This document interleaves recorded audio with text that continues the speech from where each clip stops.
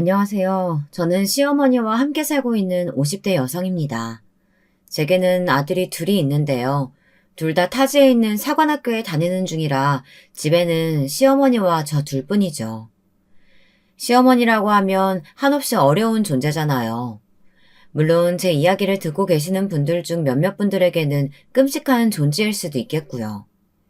하지만 제게 있어 시어머니는 남편과의 마지막 약속이자 20년 동안 의지할 수 있었던 유일한 어른이기도 하답니다. 시어머니께서 아시면 나이 50 넘어 무슨 징그러운 소리냐고 혀를 차시겠지만 진심 저는 그렇게 생각하거든요. 남편은 정말이지 성실함을 사람으로 만들어둔 그런 존재였어요. 정비공이었던 남편은 항상 버스 첫 차를 타고 출근을 했었죠. 가장 먼저 출근해서 기계들 이상 없는지 살펴보는 것이 자기의 할 일이라고 새벽 4시 30분만 되면 벌떡 일어나 출근 준비를 했습니다. 하루도 빼놓지 않고 말이에요. 거기다 가족들은 또 얼마나 챙기는지, 특히 시어머니께 하는 것을 보면 곁에서 보는 사람들이 혀를 내두를 정도였답니다. 물론 남편에게도 형제들은 있었어요. 남편에게는 2명의 형과 여동생이 있었습니다. 하지만 여동생을 제외한 다른 형제들하고는 사이가 좋은 편이 아니더라고요. 솔직히 말하자면 그냥 다른 형제들이 남편을 무시하고 있었죠. 처음에 그 모습을 봤을 때 너무 화가 나서 다 엎어버리고 싶었어요. 그렇다고 제가 화를 내면 뭐 하겠어요. 남편은 아무런 반응이 없는걸요. 하지만 얼마 지나지 않아 왜 남편이 그런 반응을 보였는지 알 수 있었답니다. 남편이 시부모님과는 피 한 방울 섞이지 않는 타인이었기 때문이었죠. 아주 어린 나이에 입양이 되었다고 하더라고요.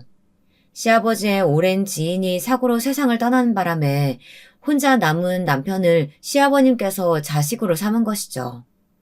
가족들에게 조금이라도 상의를 했으면 좋았으련만 시아버님은 그렇게 배려심이 있는 분이 아니셨던 게 문제였어요. 거기다 어린 나이에 아무것도 모르는 아이들의 질투심은 상상 이상이었고요. 오히려 그 정도가 심해져서 지금까지도 계속되고 있었죠. 남편은 사춘기 때 그 사실을 알았고 그 이후부터는 형제들의 괴롭힘에도 아무런 반응을 보이지 않게 되었다고 말했습니다. 아무리 그렇다고 해도 저는 남편을 자꾸만 무시하는 시댁 식구들을 그냥 보고만 있을 수는 없었어요. 그래서 몇 번 크게 다투기도 했었죠. 그때마다 남편은 무시하고 넘어가면 될 일을 왜 자꾸 상대를 해서 스스로를 힘들게 하느냐고 한숨만 쉬었습니다. 하루는 평소와 다름없이 출근 준비를 하던 남편이 갑자기 제게 시어머님 이야기를 꺼내더라고요. 무뚝뚝해서 절대 먼저 이야기를 시작하는 법이 없던 남편이라 내심 무슨 일인가 싶어 속으로 긴장도 엄청 했었답니다. 그런데 남편이 꺼낸 이야기는 전혀 생각지도 못한 일이었어요. 자기한테는 미안하지만 어머니 우리가 좀 모시면 어떨까? 어머니를? 갑자기 무슨 일이야? 어머님 지금 큰 댁에 계시잖아. 큰 집에서 무조건 자기들이 모실 테니까 한 달에 100만 원씩 생활비 보태라고 난리쳤던 게 3개월 전 아니야?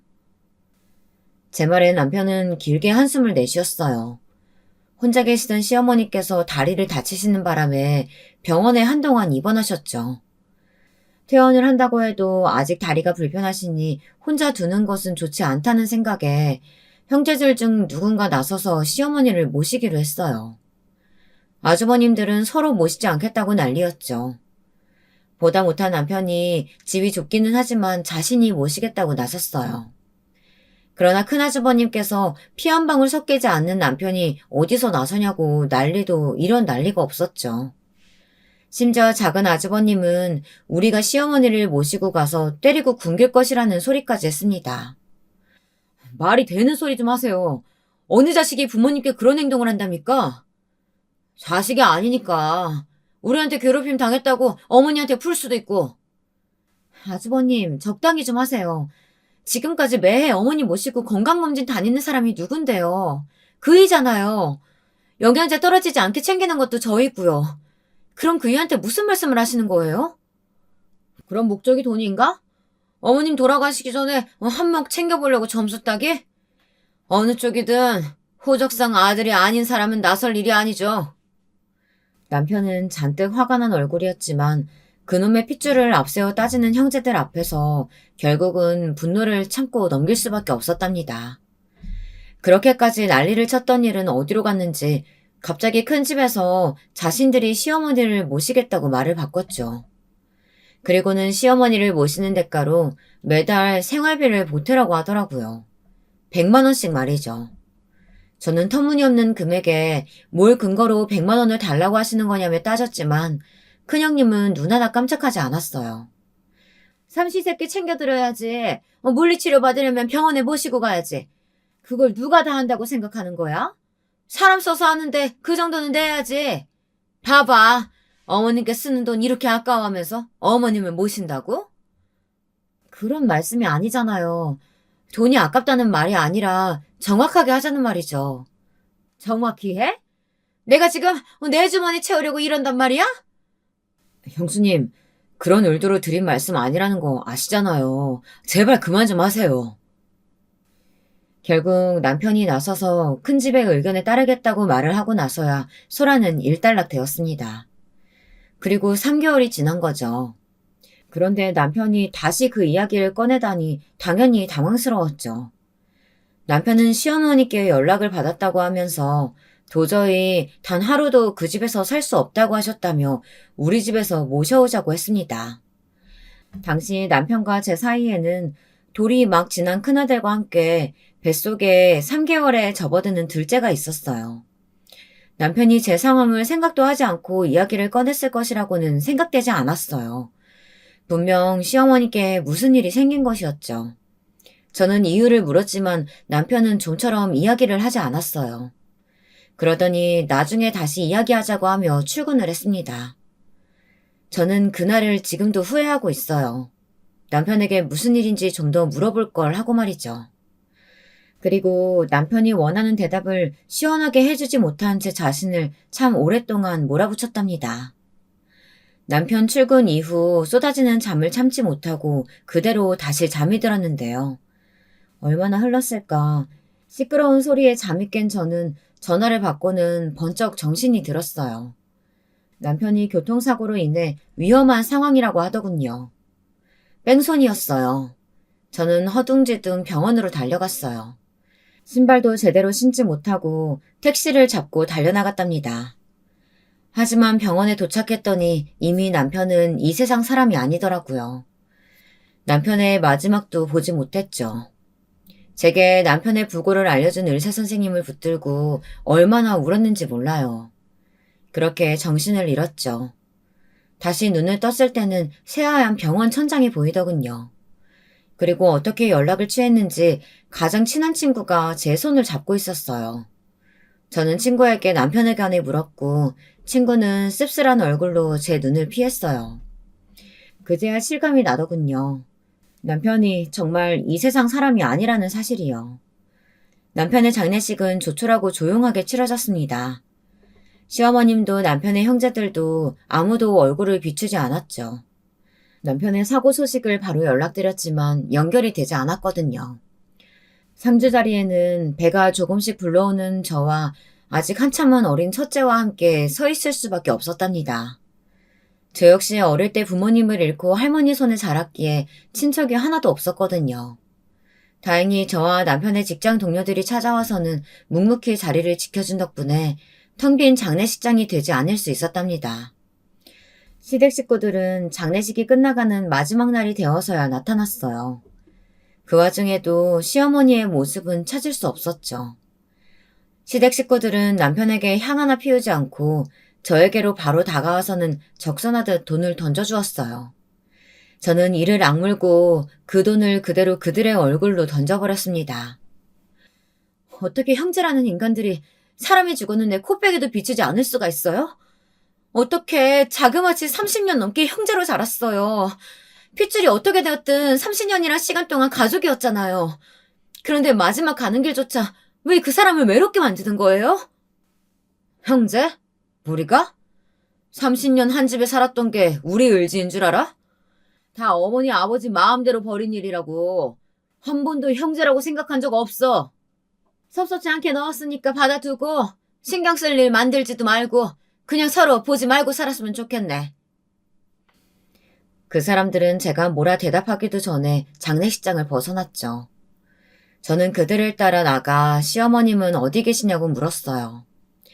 하지만 그 사람들은 저를 뿌리치며 왜 시어머니께서 아셔야 하는 것이냐며 오히려 저를 비웃듯이 바라보더군요. 저는 너무 어이가 없었지만 멍하니 그 뒷모습을 볼 수밖에 없었어요. 그때 제 나이가 34이었답니다. 무려 20년 전이죠. 저는 남은 인생을 아이들을 위해 살겠다고 다짐했어요. 그래서 나중에 남편이 있는 곳으로 간다면 우리 아이들 남부럽지 않게 올바르게 잘 키워냈다고 말해주겠다고 맹세했습니다. 그러던 어느 날 충격적인 일이 벌어졌어요. 남편의 장례를 치른 지 한 달 정도 지났나. 저는 다니던 회사에 사표를 내고 친구네 가게에 취직해 재택근무를 하고 있었어요.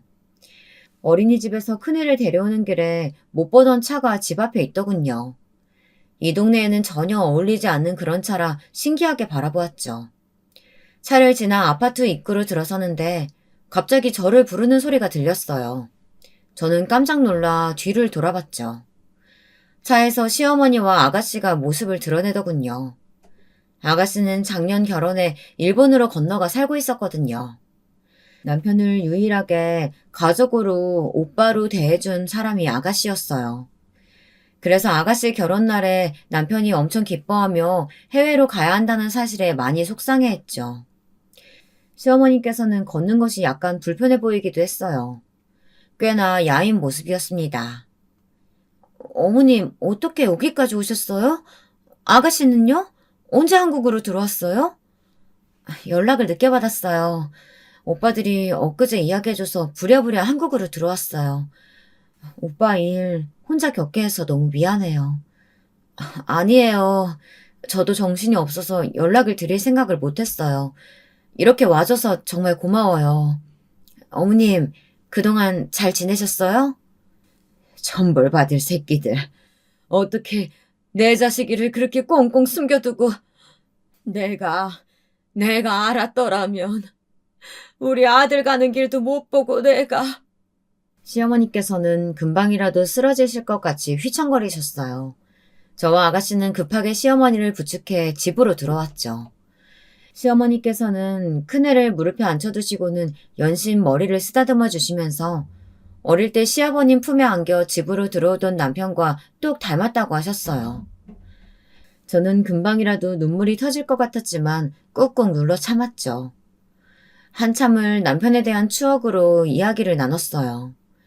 그러다 저는 시어머님께 거취 문제로 남편과 이야기를 한 적이 있으시냐고 물었습니다.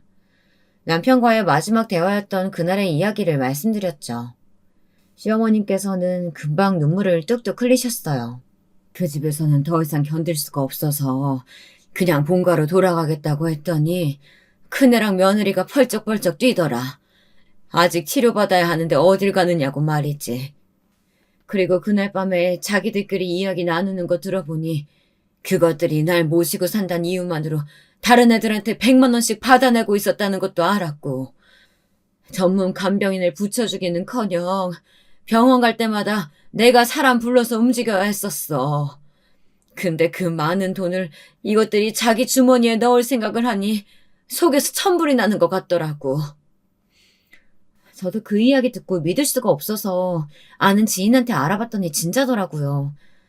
너무 어이가 없기도 하고 큰 소리 그렇게 쳤으면서 엄마를 방치하고 있었다는 것이 너무 화가 나서 따질 생각으로 전화를 걸었어요.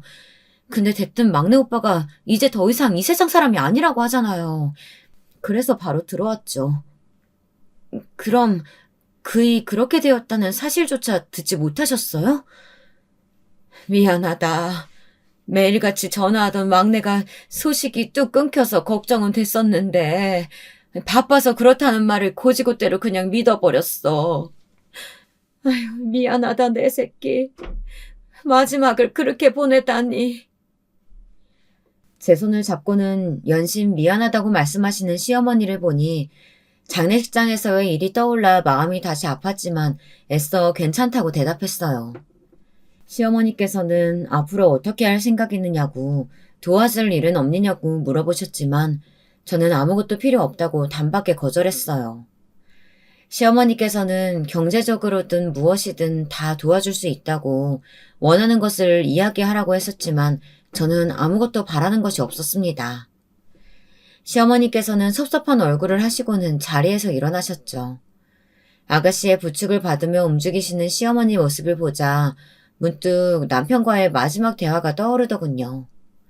저는 현관을 나서려는 두 사람을 붙들고 큰 용기를 내서 말했어요.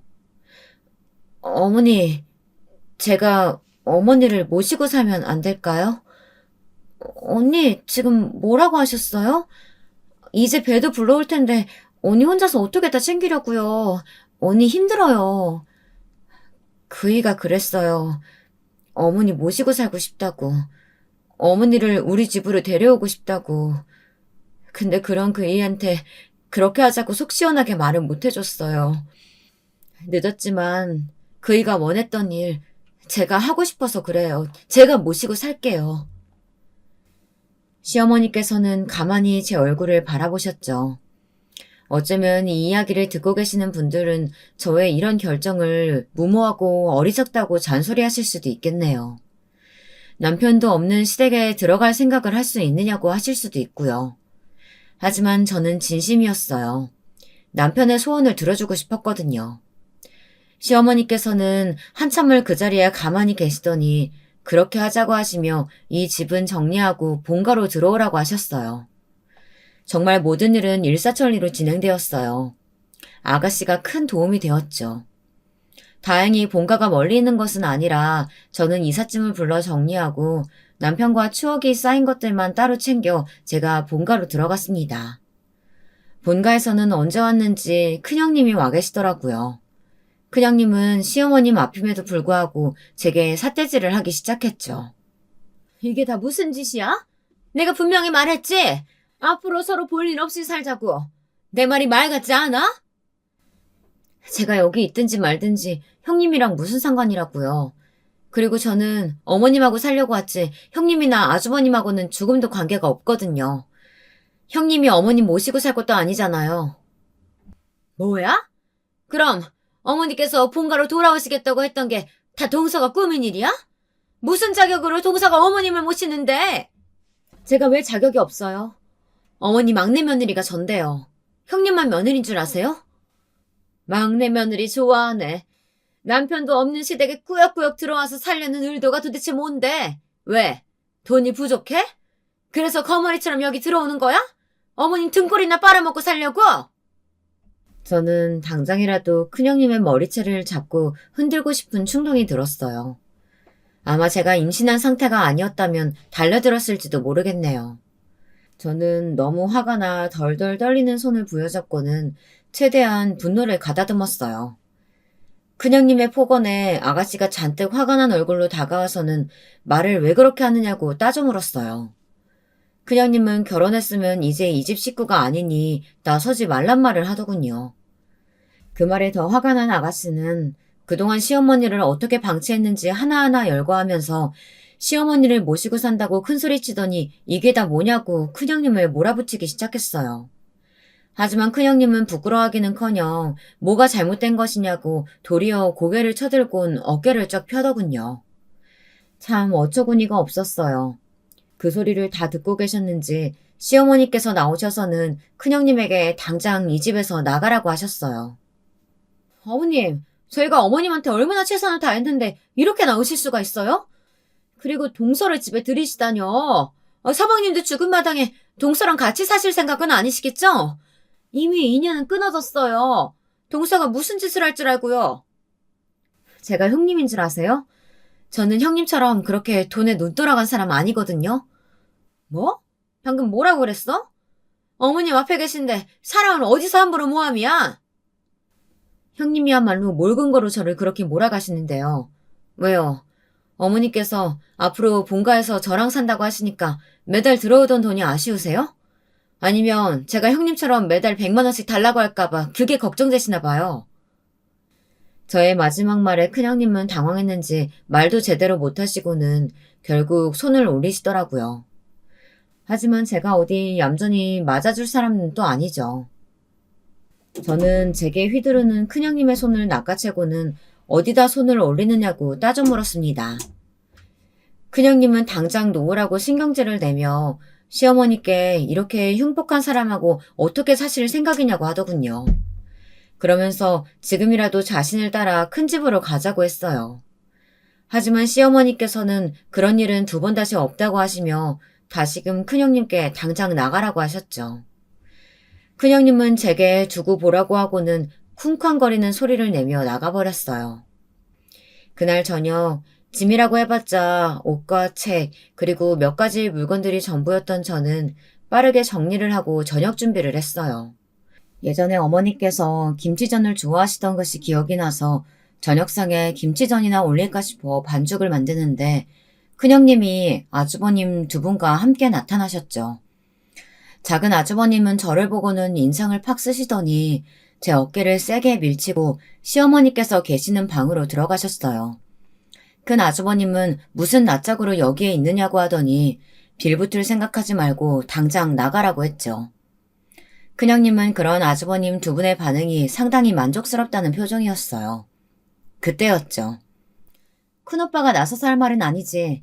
엄연히 이곳은 엄마 집이야. 엄마가 있으라고 했는데 오빠가 무슨 상관이라고. 너는 한국에 들어왔으면 당장 오빠한테 오지 않고 지금 뭐 하는 짓이야. 아니, 우리들이 어떻게 시퍼렇게 눈 뜨고 있는데 생판 남이 어머니 집에 들어오는 꼴을 그냥 보고 있으란 말이야. 생판 남이라니? 어떻게 언니가 남이야. 우리 가족이지. 아무리 막내 오빠가 세상 떠났다고 해도 엄연히 가족이야. 가족 같은 소리 한다. 그 새끼가 어떻게 네 오빠야? 네 오빠는 나랑 둘째 둘뿐이야. 정신 차려. 아가씨는 언제까지 초딩이나 할 법한 소리를 할 거냐고 혀를 차더니 그딴 소리 하러 왔느냐고 큰 아주버님을 몰아붙였어요. 시어머니께서는 빨리 들어오지 않고 뭐 하느냐고 소리를 높이셨죠. 저는 아가씨와 함께 급하게 안방으로 들어갔어요. 맨 뒷자리에 앉는데 작은 아주버님께서 가족들끼리 이야기하는 자리에 왜 아무나 들어오느냐고 저를 똑바로 보면서 말했어요. 저는 그 시선을 마주하면서 전혀 거리낄 게 없다는 표정을 지어 보였죠. 시어머니께서는 말을 가려하라고 따끔하게 한마디 하시고는 앞으로 저와 함께 이곳에서 살 예정이라고 하셨어요. 그러니 두 번 다시 저를 함부로 대할 생각은 하지 말라고 말이죠. 당연히 아주버님 두 분은 강력하게 반대하셨어요. 마치 제가 시어머니께 기생해서 살아가는 것처럼 아주 저를 깔아뭉개고 짓밟으셨죠. 하지만 시어머니께서는 오히려 그런 두 분에게 아직도 어린애처럼 굴 생각이냐고 소리를 지르셨어요. 큰 아주버님은 답답하다는 듯이 가슴을 치시더니 손가락으로 절 가리키고는 저런 것과 어떻게 살 생각을 하시느냐고 언성을 높이셨죠. 진짜 가관이었어요. 어떻게 저렇게 무시하고 사람을 배려할 줄 모르는 인간이 선생님을 하고 있는지 의문이었죠. 그딴 소리 하려거든 앞으로 내 집에 올 생각하지 마라. 돌아가신 아버지가 말씀하셨다. 늘 형제들끼리 서로 돕고 이해하려고 노력하면서 살라고. 그런데 너희는 한 번도 막내를 가족으로 대하지 않았지. 내가 그때 엄하게 가르치지 못하고 너희도 충분히 혼란스러울 테니 받아들일 때까지 기다린 것이 이렇게 후회가 될 줄은 몰랐다. 세상에, 어떻게 너희는 끝까지 이 모양이니? 분명 어머니 나중에 후회하실 거예요. 저런 인간을 믿은 것에 대해 피눈물 흘리시는 날 꼭 올 겁니다. 큰오빠, 무슨 저주도 아니고 어떻게 엄마한테 그런 말을 해? 우리를 내치신 것은 어머니예요. 나중에 다른 말 하지 마세요. 작은 아주버님은 시어머니의 뜻이 확고해 보이자 벌떡 자리에서 일어나더니 저를 노려보고는 그대로 나가버렸어요. 큰 아주버님께서는 몇 번이고 시어머니께 생각을 다시 해보셔야 한다고 설득했지만 소용이 없었죠. 그렇게 큰 아주버님께서도 화가 나신 상태로 나가버리셨어요. 큰형님께서는 미련이 뚝뚝 흘리는 얼굴로 시어머니께 끝까지 이렇게 나올 생각이냐고 물어보더군요. 그리고는 길게 한숨을 내쉬며 자리에서 일어났어요. 저는 그런 형님을 붙들었죠. 앞으로 제가 어머님 모시게 됐으니까 큰형님께서 이전에 하셨던 것처럼 매달 제게 돈을 보내주세요. 100만 원. 작은 아주머님께도 말씀드려주시고요. 그 돈으로 어머님 삼시세끼는 물론 병원비에 차비까지 순전히 어머님 위해서만 사용할 테니까요. 뭐? 100만 원? 미쳤어? 내가 왜 동서한테 매달 100만 원을 줘야 하는데? 왜냐뇨. 형님께서 하셨던 것처럼 하는 것뿐이잖아요. 뭐가 잘못됐나요? 제 말에 큰형님은 무식한 것들하고는 상종도 하면 안 된다고 하고는 서둘러 나가버렸죠. 사람들이 다 나가고 나서야 저는 방긋 웃으며 시어머니와 아가씨를 바라보았죠. 반찬으로 김치전을 준비했다고 말했더니 아가씨께서 크게 웃으시더라고요. 시어머니께서도 고개를 절레절레 흔드셨죠. 그것이 끝일 줄 알았는데 한동안은 몇 번이고 아주버님들과 큰형님이 집으로 찾아왔어요. 그때마다 저를 내보내야 한다고 이야기하더니 급기야 자기들끼리 들어와서 살겠다고 하더라고요. 하지만 시어머니께서는 고집스럽게 고개를 저으셨어요. 얼마간의 시간이 흐르자 더 이상 아주버님도 큰형님도 나타나지 않았습니다. 엄연히 이야기하면 아예 발길을 뚝 끊어버렸죠. 명절 때가 와도 한 번도 전화한 적이 없었어요. 정말이지 저는 이런 게 무슨 가족이냐는 생각이 들 뿐이었어요. 그렇게 몇 년의 시간이 흘렀습니다. 저는 아이들을 어머님께 맡겨두고 본격적으로 일에 뛰어들었어요. 친구 가게에서 어깨너머로 배운 것들이 도움이 되었는지 집에서 시작한 쇼핑몰이 조금씩 자리를 잡기 시작했어요. 아이들을 재우고 나면 이것저것 만들어 쇼핑몰에 올리기도 했죠. 시어머니께서는 이왕 이렇게 된 거 차라리 작은 가게를 가지는 것이 어떠느냐고 하셨어요. 저는 절대 못한다고 사양했지만 시어머니께서는 오히려 제 수완이 좋아 충분히 잘할 수 있을 거라고 저를 격려해 주셨죠. 저는 시어머니의 든든한 지원을 받으며 작은 가게를 시작했어요. 물론 위기도 있었지만 지금은 그때 가게의 2배는 될 만한 매장까지 키웠답니다. 남편과 사별하고 물론 저에게도 새로운 만남들이 있었어요.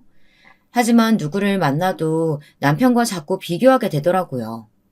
그렇게 해서는 안 된다는 사실을 머리로는 알았지만 쉽지 않았죠.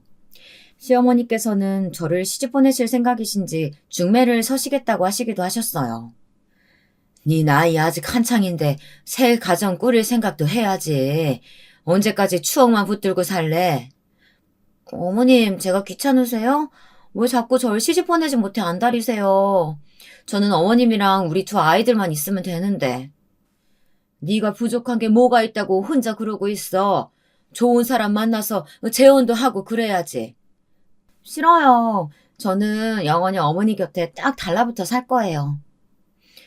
시어머니께서는 자신을 껴안고 매달리는 제 손을 소리나게 찰싹 때리시고는 귀찮다고 저리 가라고 하셨어요. 하지만 얼굴에는 미소가 가득하셨죠. 제가 시어머니를 따르는 만큼 시어머니께서도 저를 딸처럼 아껴주셨거든요. 그렇게 꽤 많은 시간이 흘렀습니다. 시간이 약이라는 말이 맞는지 언제부터인가 명절이 되면 큰 아주버님과 작은 아주버님께 연락이 오더라고요. 큰형님도 잠시 왔다 가고요. 제가 가게에 있는 동안 다녀가셨는데 큰형님이 왔다 가시면 시어머니께서 상당히 불쾌한 표정을 지으셨어요. 무슨 일이 있느냐고 물었지만 시어머니께서는 그냥 몹쓸 이야기를 들었다고만 하셨죠. 그 일이 무엇인지 너무 궁금했지만 저는 그냥 알겠다고 하고는 넘어갔어요. 하지만 며칠 뒤 큰 아주버님께서 퇴근길에 잠깐 들리신 것인지 저녁 시간에 집에 오셨는데요. 제 쪽으로는 시선도 주지 않고는 다짜고짜 시어머니께 어떻게 그러실 수 있냐고 화를 내더라고요.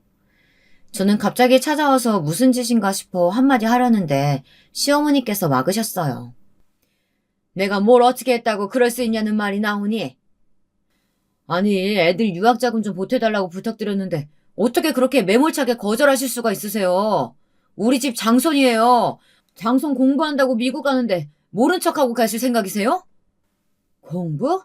공부하러 미국 가는 거냐? 사고치고 도망치는 거냐? 내가 집에만 있으니 듣는 기가 없는 줄 알아? 어디서 사람을 반 죽여놓고는 도망칠 생각을 해? 잘못했다고 가서 빌어야지. 그건 오해였어요. 장난이 좀 심해진 것뿐인데 상대방이 오해해가지고. 오해건 장난이건 사람이 크게 다쳤어. 병원에서 장애가 남을지도 모른다고 하는데 아비가 돼가지고는 도망을 치게 만들어? 당장 멱살 잡고 가서 그 가족들 앞에 납작 엎드려 사과할 생각은 해야지. 부끄러운 줄도 모르고. 시어머니께서 카랑카랑한 목소리로 조목조목 짚어가며 말씀하시자 큰 아주버님께서는 벌겋게 달아오른 얼굴로 당장 미국으로 보내야 하니 도와달라는 말을 반복했어요. 하지만 시어머니께서는 단호하게 단 한 푼도 도와줄 수 없다고 말했죠. 오히려 당장 사과하러 가지 않으면 시어머니께서 직접 나서시겠다는 말씀도 하셨어요. 큰 아주머니께서는 장손에게 어떻게 이럴 수가 있냐며 시어머니께 실망했다고 하고는 나가버렸습니다. 거실에는 쿵쾅거리는 소리와 함께 무언가 깨지는 소리도 들렸죠.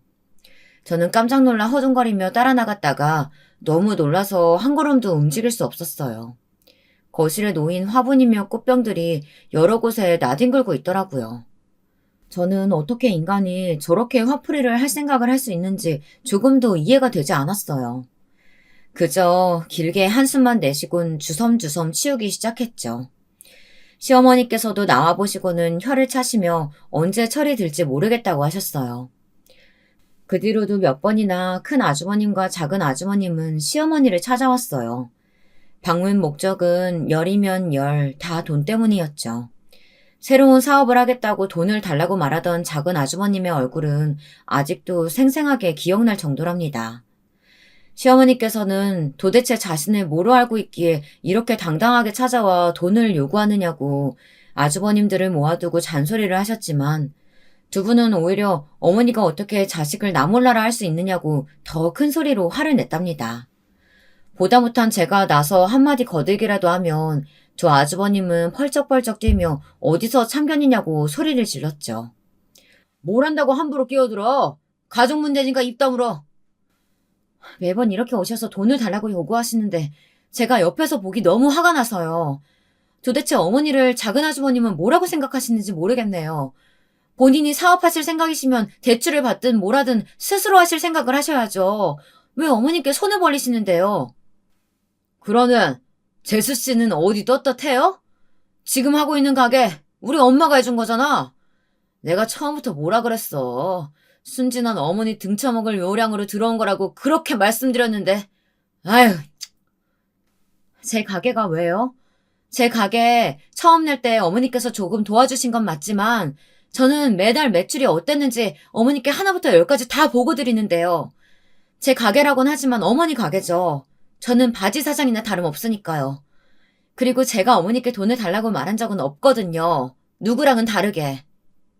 제 말이 전곡을 찌른 듯 아주버님들은 헛기침을 하면서 외부인은 빠지라고 말하며 시어머니를 설득하려고 했죠. 하지만 시어머니께서는 끝까지 아무것도 하지 않겠다고 기대하지 말란 말로 두 사람을 내쫓으셨어요. 그런 일이 몇 번이나 반복되자 더 이상 집에 찾아오는 일은 없었답니다. 물론 그와 동시에 명절 때 걸려오던 전화도 딱 끊겼고요. 시간은 바람처럼 흘러 시어머니를 모시고 산 지도 20년째 되던 해였어요. 이제는 아이들도 고등학교를 졸업하고 대학 진학을 앞두고 있었죠.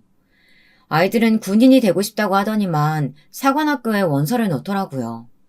특히 큰애는 어릴 때 몸이 약해 걱정이 많았는데 무슨 일이 있어도 사관학교에 가고 말겠다고 재수까지 했답니다. 주변에서 아들 둘을 다 군인으로 만들 생각이냐고 말려야 하는 것 아니냐고 했지만 저도 시어머니께서도 전혀 그런 생각을 하지 않았어요. 본인들이 하고 싶고 잘할 수 있는 일이라면 무엇이 되었든 시도해보는 것이 중요하다고 생각했죠. 그렇게 아이들까지 가버리니 북적북적 거리던 집이 뭔가 허전하게 느껴지더라고요. 그런 생각을 하지 않으려고 좀 더 일에 열을 올리기도 했지만 마음이 허전한 것은 어쩔 수가 없었어요. 하지만 인간은 적응의 동물이라고 하잖아요. 곧 조금씩 허전함을 잊어가는 어느 날이었습니다. 평화가 지속된 것이 문제인 것인지 모르지만 갑자기 불행이 벼락처럼 찾아왔죠. 그날은 시어머니께서 건강검진 결과에 재검이 필요하다는 부분이 있어서 병원에 간다고 나가신 날이었어요. 함께 가겠다는 저를 극구 말리시고는 혼자 다녀오겠다고 하시던 시어머니와 좀처럼 연락이 닿지 않더라고요. 처음에는 사람이 많아서 그런가 보다 싶었는데 그런 것 치고는 너무 오랜 시간이 흘렀죠. 괜히 슬슬 불안해지기 시작했어요. 저는 몇 번이고 반복적으로 전화를 걸었지만 소용이 없었죠. 저는 그 길로 병원으로 향했어요. 거기서 저는 충격적인 일을 들었답니다. 시어머니께서는 애시당초 병원에 오신 적이 없다는 말이었어요. 저는 여기저기 한참을 시어머니를 찾아다녔지만 소용이 없었어요. 그런 제게 큰형님이 전화를 주셨죠. 어머니, 우리가 다시 모시기로 했으니까 그렇게 알고 당장 2층 정리해서 그 집 나가. 어머님을 모신다니 무슨 말씀이세요? 어머님 어디 계시는데요? 제가 가서 말귀 못 알아들어? 우리가 모신다고. 그러니까 관심 끄고 당장 짐이다 비우라고. 저는 몇 번이고 시어머니를 바꿔달라고 전화를 걸었지만 차단을 해두었는지 연결이 되지 않았죠. 큰 집에 가보기도 했지만 시어머니께서는 계시질 않았어요. 그렇게 며칠의 시간이 흘렀습니다. 제게는 하루가 10년은 되는 것 같았어요. 매일같이 시어머니를 찾아다니는 것이 제 일과였죠. 그런데 하루는 잠에서 일어났는데 밖이 소란스럽더라고요. 저는 무슨 일인가 싶어서 나갔죠. 큰형님의 얼굴이 보였습니다. 그리고는 처음 보는 사람들 여럿이 큰 박스를 들고 있었어요. 그냥 봐도 이삿짐을 싸는 사람들이었죠.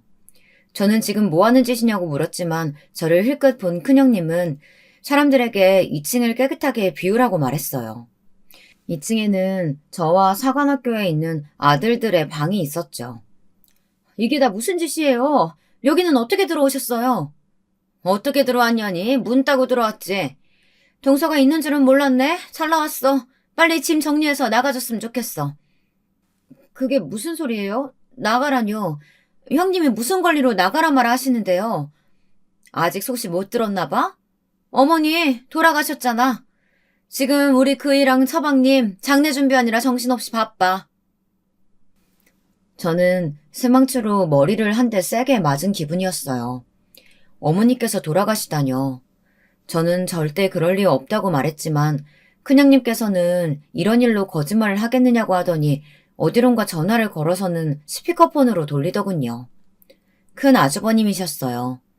큰 아주버님은 정신없는데 왜 전화하냐고 집은 정리가 다 되었느냐고 하더군요.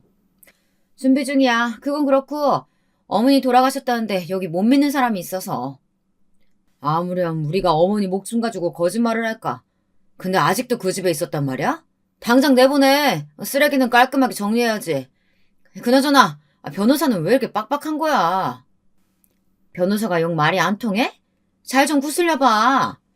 그게 되면 벌써 둘째가 했겠지. 씨알도 안 먹혀. 아예 말을 듣질 않아. 유언장 좀 보자고 하는데 그게 뭐 그렇게 어려운 일이라고. 저는 큰아주머님이 말하는 그것의 정체가 저라는 것을 대번에 알 수 있었어요. 저를 그것이라고 칭했다는 사실보다 시어머니의 죽음 앞에 아직도 돈 타령에 자기들 하고 싶은 대로만 움직이는 아주버님과 큰형님의 모습에 헛구역질이 올라올 정도로 소름 돋았습니다. 어떻게 시어머니께서 돌아가셨는데 이런 반응들을 보일 수 있는지 믿을 수가 없었어요.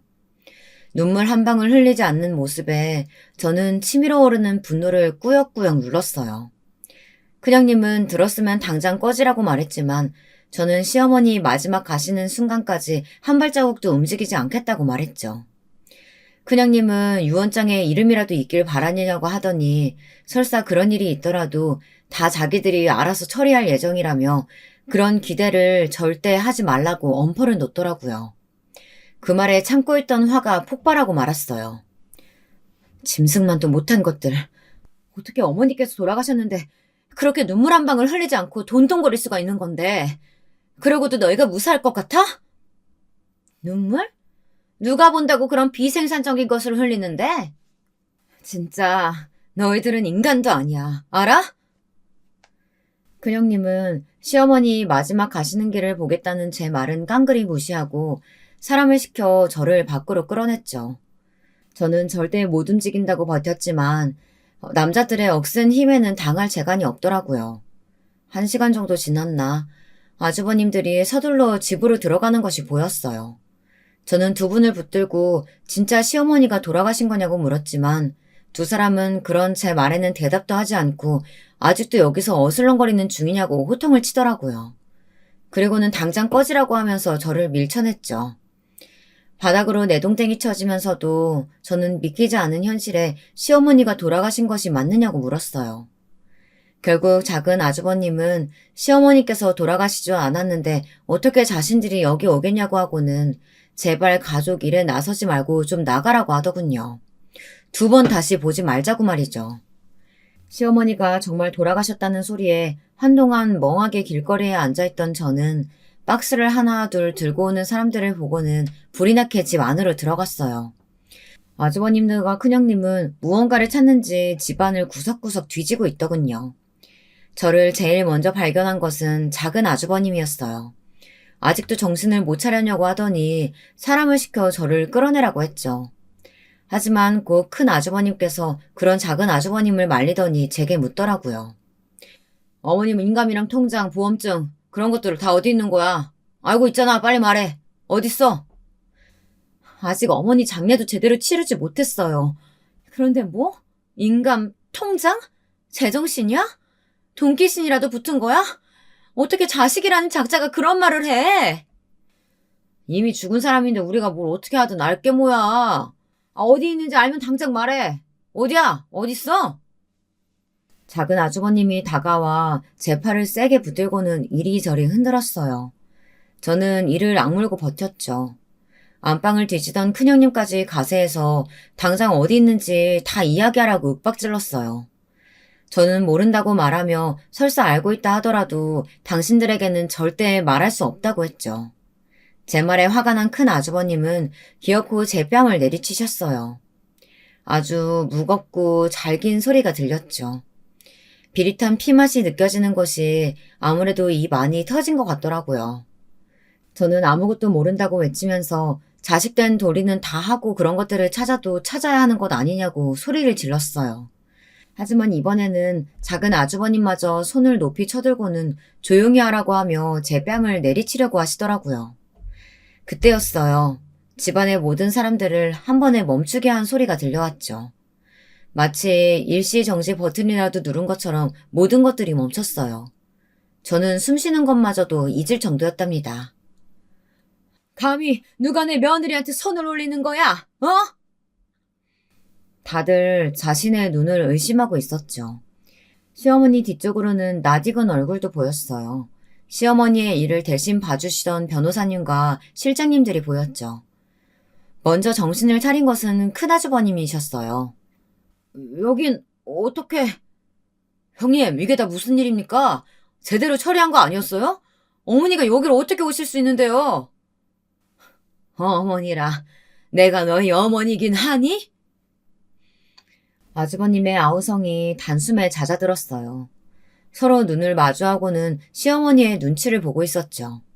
그런 모습에 시어머니께서는 길게 한숨을 내쉬고는 저에게 손을 내밀어 주셨어요. 저는 홀린 듯이 시어머니 곁으로 다가갔죠. 시어머니의 손을 맞잡고 나서야 환상이 아니라는 것을 알 수 있었습니다. 내가 손 놓고 그냥 당할 줄 알았어? 너희들이 내 뒤에서 무슨 짓 저지르고 있는지 모를 줄 알았더냐? 그래도 자식이라고 믿고 싶었던 내가 등신이지. 어머님, 그게 아니고요. 그러니까요. 그 주둥이 잡아서 비틀어 버리기 전에 닥쳐. 너희들 말은 뭐가 되었든 듣고 싶지 않다. 시어머니의 카랑카랑한 목소리가 집에 울리면서 아주버님들과 큰형님의 얼굴은 점점 하얗게 질려가고 있었어요.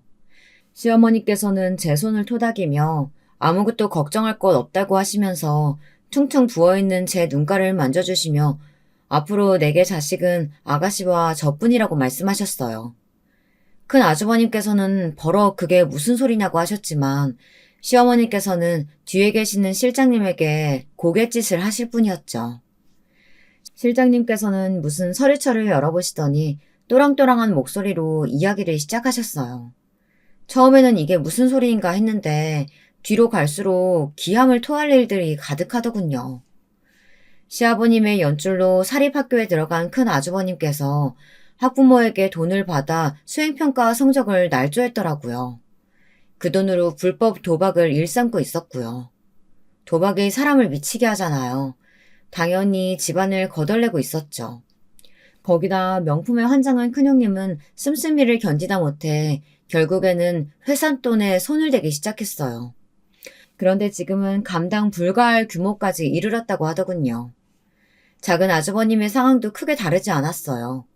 시어머니의 이름을 팔아 사업을 시작하긴 했지만 제대로 된 비전도 없이 여기저기 일만 만들어 투자자를 모은 모양이더라고요.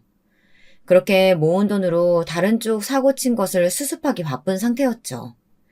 실장님은 이 모든 자료를 해당 기관에 넘겨 합당한 징계와 처벌을 받을 수 있도록 조치를 취했다고 말했어요. 이야기를 들은 작은 아주버님은 불같이 화를 냈어요. 어머니, 어떻게 자식들한테 이렇게 하실 수가 있으세요? 자식이 고소당하게 생겼는데 상대방한테 자료를 주다뇨. 어머니 정말 실망입니다. 그 새끼 살아있었어도 그렇게 하셨었겠어요? 나한테 어떻게 자식에게 이럴 수 있냐고 따지기 전에 너희가 자식으로서 무슨 짓을 했는지부터 생각하렴. 언제까지 내 탓하고 아버지 탓하고 막내를 탓할 거야? 아주버님과 큰형님은 뭐라고 소리를 지르며 화를 내더니 나중에는 살려달라고 빌기 시작했죠. 하지만 시어머니께서는 시선 하나 주지 않으셨어요. 그리고는 모든 것을 다 스스로가 만든 업보라고 하시면서 당장 집에서 나가라고 말씀하셨어요. 물론 순순히 알겠다고 하고 나갈 사람들은 아니었죠. 실장님이 곧 사람들을 데리고 와선 세 사람을 밖으로 끌어냈어요. 안방은 정말이지 전쟁터가 따로 없었어요. 한동안 그 모습을 바라보던 시어머니께서는 두 눈을 질끈 감으셨죠. 입꼬리가 파르르 떨리는 모습에서 시어머니께서 얼마나 속이 상하셨는지 고스란히 느껴지더라고요. 저는 시어머니의 손을 강하게 잡았어요. 아무리 몹쓸 자식들이라곤 하지만 그래도 자식인데 그 속이 어디 멀쩡하겠습니까? 저는 아무런 말도 하지 않았어요. 그저 시어머니의 손을 두 손으로 꼭 쥐고 있을 뿐이었죠. 한참을 그렇게 서 있던 시어머니께서는 약간 잠긴 목소리로 제게 미안하다는 말씀을 하셨어요. 자식을 잘못 키운 자신의 탓이라고 하시며 자책을 하셨죠. 사춘기 애도 아니고 이제 50 넘은 자식이에요. 어머님의 탓이 아니에요. 제 말에 시어머니께서는 고개를 끄덕이시며 피곤하니 자리에 좀 누워야겠다고 하셨어요. 그 모습에 저는 조용히 나왔답니다. 그 이후로는 별다른 일은 없었어요. 실장님이 말씀해 주셨던 것처럼 아주버님은 학교에서 잘렸고 작은 아주버님은 사기죄로 고소당해 지금은 조사 중에 있고요. 큰형님은 횡령죄가 성립되어 재판을 기다리는 중이랍니다. 시어머니께서는 그 모든 일들을 보고받으시면서 얼굴색 하나 바뀌지 않고 고개만 끄덕이셨어요. 하지만 실장님이 나가고 나면 한동안 침대에 등을 보이고 누워 계셨어요. 저는 아무런 말도 하지 않고 조용히 안방 문을 닫아드렸답니다. 시어머니의 한없이 작은 등을 보고 있으면 그렇게 남편이 생각났어요. 남편이 살아있었더라면 시어머니께 어떻게 해드렸을까 하면서 말이죠. 다정하게 안아줬을까? 아니면 가서 손이라도 잡아드렸을까? 20년이나 지났음에도 남편을 생각하니 심장 한쪽이 찌릿하게 아파오네요. 아마 앞으로도 저는 이렇게 시어머니와 함께 때로는 남편을 떠올리며 남은 인생을 보내지 않을까 싶습니다. 제 사연을 끝까지 들어주셔서 너무 감사합니다. 안녕하세요. 저는 50대에 성인이 된 자식들을 두고 있는 주부입니다. 저는 가난한 바닷가 마을에서 자랐는데요. 어머니는 남의 집 일을 하셨고 아버지는 바닷가 근처 식당에서 일을 하셨어요. 저희 때야 뭐 잘 사는 사람들이 많지 않았기 때문에 서로서로 못 사는 형편을 돕고 살았고 그래서인지 저희 집이 크게 가난하다는 건 느끼지 못했습니다. 그리고 제가 집안의 막내였기 때문에 저는 받는 혜택들도 있었어요. 제 위로는 오빠가 둘이 있었는데 보통 다른 집 같으면 장남이다 차남이다 해서 남자들을 챙겨주곤 했는데 이상하게 저희 집은 반대였습니다. 해녀이신 할머니도 그러셨고 저희 아빠도 엄마에게 딸을 낳으라며 사내 자식은 징그럽단 말씀을 하시곤 했다네요. 아이고, 이번엔 딸이었으면 좋겠네. 이쁜 딸이었으면 바랄 게 없겠어. 두 명이나 사내 자식이니 이 마지막은 딸이겠지? 아이고, 여보, 그게 내 뜻대로 되나요? 하늘이 점지해 주시는 거지. 그래서인지 제가 태어났을 때 아빠는 무척이나 기뻐하셨다고 합니다. 오빠들과는 나이 차이가 좀 있어서 오빠들이 제 기저귀를 갈아주기도 했다는데 당연히 저는 기억이 나지 않지만 아마도 그렇게 집안의 사랑을 독차지하며 자랐기에 가난해도 행복했던 어린 시절을 보냈던 것 같아요. 특히 저희 작은 오빠가 저를 너무 이뻐해서 친구들에게 놀림까지 당했다고 하는데요. 아빠는 그런 작은 오빠에게 동생을 돌보는 건 전혀 부끄러운 일이 아니라며 앞으로 우리 점숙이는 니들이 책임지는 거다라고 말하셨답니다. 오빠들은 그런 아빠의 특명을 어기지 않고 저를 잘 보살펴 주었고요. 특히나 불의의 사고로 어머니가 돌아가시면서 오빠들의 마음속엔 어떤 책임감이 생긴 건지 저를 더 애틋하게 생각하곤 했습니다. 오빠들과 제가 어느 정도 크고 나서부턴 아빠의 식당 일을 돕기도 했는데요. 아빠는 귀한 딸 손 다친다며 해산물을 손질하지 못하게 했지만 제가 손님들에게 말을 잘 붙이고 하니 음식을 나르게 되었죠. 그리고 저는 어느 순간부터 해마다 전국 각지에서 오는 관광객들을 보며 가끔씩 동경에 빠지게 되었어요. 언제부터였는진 기억이 나지 않지만 특히 제가 그중 가장 동경하던 곳은 서울이었습니다. 오빠, 서울은 어떤 곳일까? 막 자동차도 많고 공장도 많고 그러나? 나도 모르지. 안 가봤으니. 왜? 너 서울 가고 싶어? 응, 궁금하잖아. 오빠는 안 궁금해? 저는 뭐든 맛보고 경험해보고 싶고 하고 싶은 게 많은 아이였습니다. 그러다 보니 얼른 중학교만 졸업하고선 서울로 올라가 자유롭게 살아보고 싶었죠.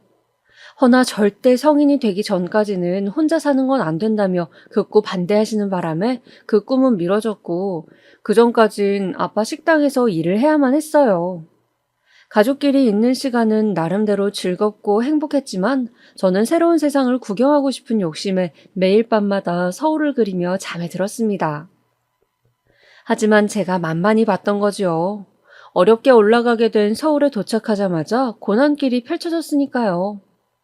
아빠가 주신 돈을 가지고 월세방을 하나 구하긴 했지만 그 다음이 문제였습니다.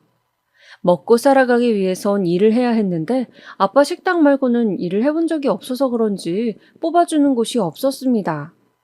그래서 그때부턴 두렵고 떨리는 마음으로 일자리를 알아보러 다녔던 것 같아요. 아줌마, 저 일 좀 시켜주시면 안 될까요? 사장님, 저 일 잘할 수 있는데 한 번만요. 줄인 배를 잡고 계속해서 이런 말들을 주워 섬기며 일자리를 알아보았는데 서울에 올라온 현실이 문득 너무 서글프기까지 했습니다. 그러던 어느 날 사람이 정말 죽으라는 법은 없는지 절 안쓰러이 여기던 옆집 아주머니께서 공장에 다리를 놔주신 거였어요. 아주머니는 공장의 작업반장에게로 절 데려가셨고 그때부터 저는 가방 공장에서 일을 하게 되었습니다. 하루 종일 갇혀 계속 일만 하는 삶. 제 세대의 여러분들이라면 그런 경험을 해보셨겠죠? 그러면 다들 아실 겁니다. 얼마나 그 삶이 고달프고 퍽퍽하고 눈물이 나도록 서러운 것인지를. 밝고 쾌활했던 어린 소녀는 어느새 사라져가고 그저 하루살이처럼 일만 하다 기숙사 방에 눕는 순간 쓰러져 자는 그런 일상이 제 삶의 전부였죠. 거기다 공장 작업반장은 얼마나 못살게 구는지 조금이라도 쉬고 있으면 일 안 할 거냐며 제 손을 꼬집기도 했습니다. 또 제 외모를 트집 잡아 너같이 못생긴 애들은 공장 일이라도 잘해야 시집 가는 거다라며 흉을 보기도 했어요. 지금이라면 상상도 못할 일들이 참 많이 일어난 시대였습니다. 그때마다 아버지에게 연락이라도 하고 싶었지만 괜히 걱정 끼칠까 싶어 그저 마음속에서 아버지와 오빠 얼굴을 그리며 어떻게든 버텨야지 하는 생각만 했죠. 대신 저에겐 영숙이 언니가 있었어요. 영숙 언니는 저보다 3살이 많은 언니인데 워낙 일찍 공장에 들어온 터라 공장 일이 익숙한 사람이었어요. 언니가 저를 달래주고 가끔은 제 일감도 대신 해준 덕에 그나마 버티고 일할 수 있었습니다. 점수가 조금만 고생하자. 우리 여기서 돈 벌어 나가면 되잖아. 알겠어요, 언니. 그렇게 언니와 함께 3년 정도를 공장에서 버티고 나니 어느새 사람이 그런 험한 일에도 적응을 하게 되더라고요. 이제는 때려칠 생각조차 하지 않았고 고향에 어느 정도 월급을 붙일 수 있게 되었습니다. 그리고 그 시기가 끝나고 제 인생에도 볕들 날이 오게 되었습니다. 바로 남편을 만나면서였어요. 남편을 만난 건 영숙 언니를 통해서였는데요. 어느 날 영숙 언니가 제게 점수가 너도 이제 슬슬 남자 만나 가정 꾸릴 때 되지 않았니? 언니가 꽤 괜찮은 남자를 아는데 한번 만나보지 않을래? 하더군요. 남자를요? 그때까지만 해도 한 번도 남자 경험이 없었던 저는 어딘지 영숙 언니의 말이 무섭게 느껴졌지만 한편으론 호기심이 생기기도 했습니다. 바닷가에 살 때 동네 오빠들과 은근한 호감을 주고받았던 적은 있었지만 정식으로 누굴 만나거나 한 적은 없었으니까요. 남편과는 첫 만남 때부터 어딘지 모르게 잘 통한다는 느낌이 들었습니다. 둘 다 이성 경험이 없었고 일만 해왔다는 점에서도 똑같았고 다만 남편은 사람이 내성적이고 어딘지 줏대가 없긴 했는데 그것조차 그때는 매력적으로 보였습니다. 또 당시 아버지 회사에서 일을 하고 있다고 했는데 일에 몰두하는 모습이 성실해 보이더군요. 그래서 몇 달 만나며 서로 차차 알아가던 중이었는데 마음이 너무 급했던 건지 일이 터지고 말았습니다. 예상하신 분들도 있으시겠지만 네, 실수로 애가 들어서고 말았던 거죠. 갑작스레 터진 일에 남편도 저도 어찌할 바를 몰랐죠. 고향에 있던 부모님 생각도 나고 오빠들 생각도 나면서 이 소식을 어떻게 전해야 할지 까마득했습니다. 그런데 곰곰이 생각하던 남편이 이왕 생긴 김에 얼른 낳고 가정도 꾸리자며 의외의 추진력을 보이더라고요. 점수가 나는 너랑 결혼하고 싶다. 우리 잘 만나고 있었으니 어차피 결혼했을 거 조금 빨리 한다 생각하자.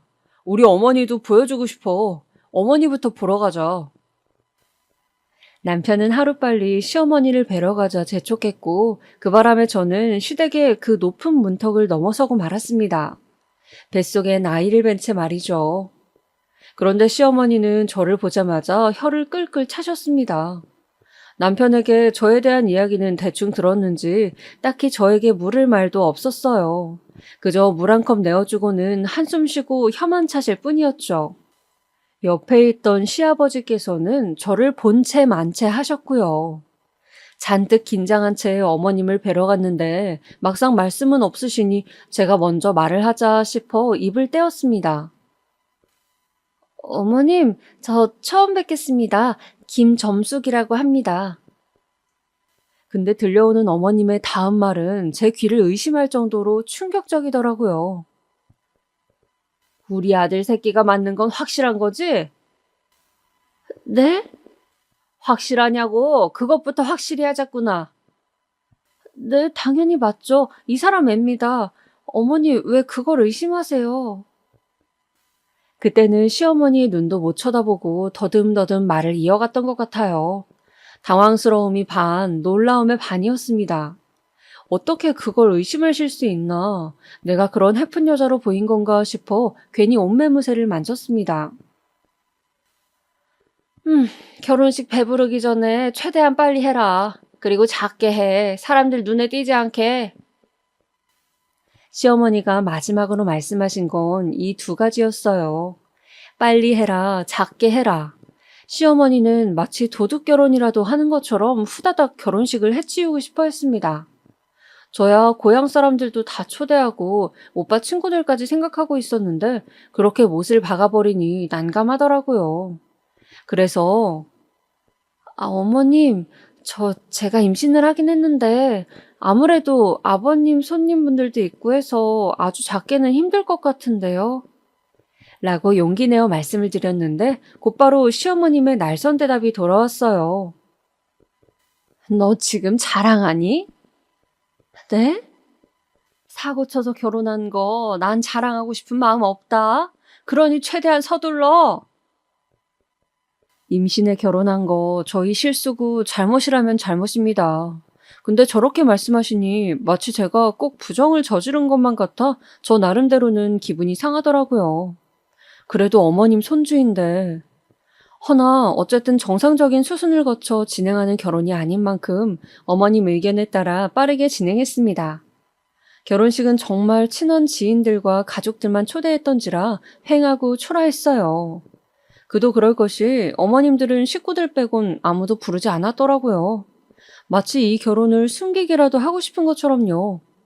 이게 오빠들 눈에도 이상해 보였는지 나중에 오빠들이 제게 와 왜 이리 결혼식을 작게 했냐 물어보았지만 저도 딱히 할 말이 없었습니다. 오빠들은 그래도 어렸던 여동생이 번갯불에 콩 볶아 먹듯 시집을 간다니 나름 섭섭했는지 결혼식 날 눈물까지 글썽이더라고요. 그리고 그때 당시로 치면 꽤 큰 돈을 축의금으로 내주었어요. 이 돈을 어찌 모았을지 생각하면 눈물이 다 날 정도로 제겐 참 귀한 돈이었습니다. 우리 점숙이 똑똑하니까 잘 살 거다. 잘 살겠지만 살면서 힘든 일 있음 언제들 오빠들 찾아야 한다. 알았지? 알았어, 오빠들. 늘 고마워요. 살다 힘들 때 오빠들 꼭 찾을게요. 결혼이라는 식을 치르고 나니 감회가 새로워진 건지 그날은 유독 눈물이 많이 났습니다. 식이 끝나곤 오빠들을 꼭 껴안고 한참을 고맙다고 서로 등 두드려주기도 했죠. 그런데 나중에 들었지만 시어머니께서 그 모습을 보시고 또 혀를 차며 뭐가 좋아 저리 웃는 건지 모르겠다고 했다더군요. 시어머니의 구박은 그때부터 시작되었습니다. 먼저 시어머니는 갑자기 아이가 생겼으니 바로 분가하기보단 같이 살다가 분가하시길 원했는데요. 근데 그걸 제가 반대했어요. 시댁살이가 두렵기도 했지만 그보다도 어차피 아이 생기면 제가 보살피고 돌보고 할 일이 많을 텐데 시댁에 그 짐을 들이기도 싫었고 저희 부부 둘이서 헤쳐나가고 싶었거든요. 시어머니는 그걸 꼬투리 잡아 거세게 반대를 하기 시작하셨고요. 아니, 그럼 니들이 무슨 수로 돈을 모으겠다는 거야? 같이 살기라도 해야 절약이 되지. 니네 둘이 나서서 펑펑 써제끼면 애는 어쩌려고 그러냐? 애 생각은 안 하냐? 그건 네 시애미 말이 맞다. 나가 살면 다 돈이야. 니들은 세상 물정은 몰라. 어머님, 아버님, 그게 아니고요. 저희도 저희 나름대로의 계획이 있어요. 작은 집에서 시작하는 거지만 아껴 쓸 자신도 있고요. 절약하며 잘 살 테니 한 번만 지켜봐 주세요. 뭘 잘한다고 살아보지도 않았으면서. 시어머니는 못마땅한 듯 혀를 차셨지만 결국 저에게 한 발 양보해 주셨습니다. 덕분에 저희는 따로 분가하여 단칸방에서 신혼살림을 시작하게 되었죠. 연애만 해봤지 처음 해보는 결혼 생활은 낯설기도 하고 새롭기도 했습니다. 남편 속옷 빨래를 해주고 가끔은 남편이 절 대신해서 밥을 차려놓고 남편은 가부장적인 집안에서 자란 것 같은데 희한하게 살림에 여자 남자가 없더라고요. 저희 때만 해도 집안 살림은 여자가 해야 한다는 인식이 강했는데 남편은 아유 그런 게 어딨어. 시간 남는 사람이 하는 거지 뭐. 하며 자신이 손수 나서 밥을 안 치곤 했습니다. 이런 점이 남편의 장점이었죠. 하지만 단점이 있었다면 사람이 뭐랄까 지나치게 우유부단한 점이 있었습니다. 착하고 순한데 뭐든 결정하는 걸 어려워했어요. 그리고 너무 착하게 보이는 나머지 다른 사람들에게 이용당하기도 좋았고요. 저는 그런 점을 우려해 남편에게 항상 말하곤 했어요. 여보, 나는 당신이 선한 것도 좋고 다른 사람 배려하는 것도 좋은데 그래도 가끔은 자기 의견도 말해야 해요. 안 그럼 회사에서 무시당할 수 있으니까. 하지만 그러면 남편은 허허실실 웃으며 그럴 리 없어 걱정 마라고 말하곤 했지만 어쩐지 불길한 예감이 들었습니다. 아무쪼록 그렇게 10달을 품어 소중한 아이를 출산하고 저는 제대로 된 산후조리를 하지 않은 채 바로 육아전선에 뛰어들었어요. 아이를 먹이고 재우는 것만 해도 시간이 없었기에 너무 힘들었지만 남편은 당시 시아버지의 호출로 길게 출장을 가는 바람에 저를 도울 수가 없었습니다. 남편이라도 있었다면 육아가 좀 쉬웠을 텐데 매일 밤 아기를 껴안고 자면서도 남편이 그리워 가끔은 눈물도 흘리곤 했습니다. 그러던 어느 날 남편이 출장에서 돌아와 육아를 도와줄 수 있을 무렵 이제 좀 마음이 편해지겠다 싶었는데 시어머니가 들이닥치더군요. 시어머니는 반찬을 갖다 준다는 명목으로 들어오시곤 했는데 항상 제가 옷차림을 제대로 하고 있지 않을 때 들어오셔서 민망할 때가 많았습니다. 너 남편 밥은 제대로 해주는 거니? 네, 어머님, 그럼요. 요즘 이이가 멸치볶음을 좋아해서 많이 먹이고 있어요. 예, 골고루 해라, 골고루. 한 가지 반찬만 하지 말고. 그럼요. 이래봬도 저 요리 잘해요, 어머님. 아, 근데 여기까진 어쩐 일이세요? 어머님 오실 줄 알았으면 뭐라도 사놨을 텐데. 됐다. 집에서 먹고 왔으니 좀 함께 여기 치워보거라. 집이 이렇게 좁아서야 원. 그러게 내 말 들었으면 오죽 좋아. 나가서 이게 웬 생고생인지. 궁시렁거리는 시어머니의 말은 애써 흘리며 자리를 만들어드렸어요. 시어머니와 몇 날 며칠 부대껴 보니 시어머니는 맞서려 하지 않으면 그냥 화를 냈다가도 혼자 사귀시는 성격이시더라고요. 그래서 화는 났지만 그냥 못 들은 척 흘리는 게 상책이었습니다. 그리고 어찌됐건 아이의 할머니이기도 했으니 그에 맞는 대우를 해드려야 한다고 생각했어요. 그런데 시어머니는 살림으로만 잔소리를 하시는 게 아니고 언젠가부터 아이 성별로도 유난스럽게 굴더라고요. 처음에 애 태어났을 땐 별말 하지 않으시더니 저희 딸아이가 크고 나자 얼른 아들을 낳아야 한다. 그래야 우리 집안 대를 잇지 하고 보채시는 겁니다. 다른 건 몰라도 딸아이란 이유 하나로 자꾸 그러시니 저도 속이 상했어요. 어머님, 아시다시피 아직 저희 첫째 이제 1살인데요. 터울 있게 낳고 싶어요. 그리고 아직 저희 경제적인 사정도 넉넉지 않고요. 그래서 내가 말하지 않았니? 돈은 모을 수 있을 때 모으는 거라고. 네가 내 말만 들었어도 이 꼴이 났니? 계집애가 뭐야, 계집애가? 너 이러다 둘째도 딸이면 어쩌려 그래? 셋째까지 낳아보려고? 어머님, 아이 들어요. 저희 아이 딸아이라도 소중해요. 어머님은 어떻게 생각하실지 모르겠지만요. 그러니 아이 앞에선 적어도 그런 말씀하지 말아주세요. 뭐야? 하, 여보, 얘가 지금 나한테 하는 말 들었어요? 기막혀 정말. 어딜 시애미를 가르치려 들어? 그래 너, 그 태도가 뭐냐? 네 집에서 그렇게 교육받았어? 어른한테 따박따박 말대꾸 하라고 그러디?